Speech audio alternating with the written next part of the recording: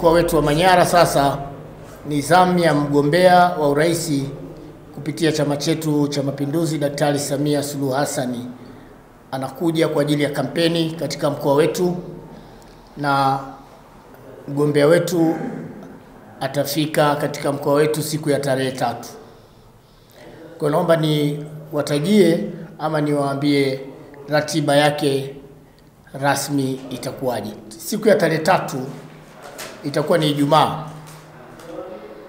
Mgombea wetu atakuwa akitokea mkoa wa Arusha, atafika katika mkoa wa Manyara muda wa mchana. Tunatarajia kufika Manyara kati ya saa 6 mpaka saa 7, na atafanya mkutano wa kuzungumza na wananchi katika kata ya Magugu pale karibu na kituo cha polisi. Kuna eneo la uwazi kubwa sana pale. Atazungumza na wananchi pale, atawasalimia. Na siku hiyo ya tarehe 3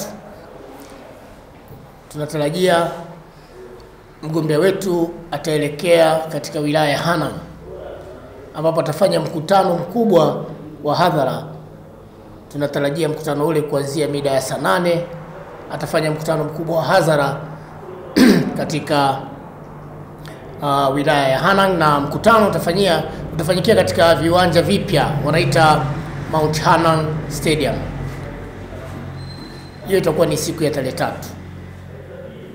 Na baada ya hapo mgombea wetu atarudi Babati, atapumzika hapa, na tarehe 4 itakuwa sasa ndio mkutano wenyewe mkubwa wa kimkoa.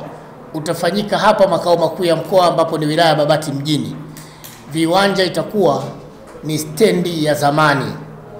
Viwanja vya stendi ya zamani pale, wananchi wawahi mapema sana kwa sababu patakuwa hapatoshi.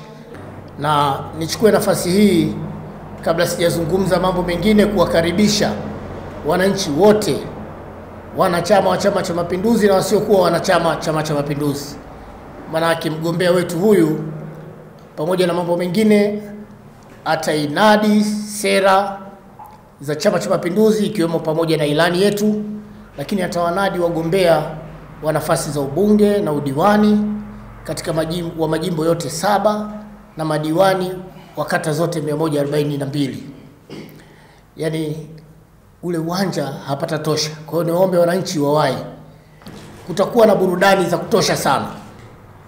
Tunategemea kuwa na wasanii wakubwa, Diamond Platnumz, Harmonize na wasanii wengine, lakini kutakuwa na vikundi vyetu vya ndani.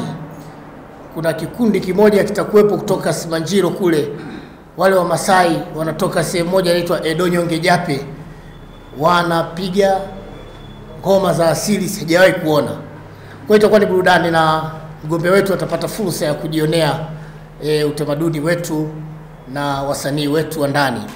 Maandalizi ni makubwa sana. Tumejipanga sana kumpokea mgombea wetu, na wananchi wamejipanga.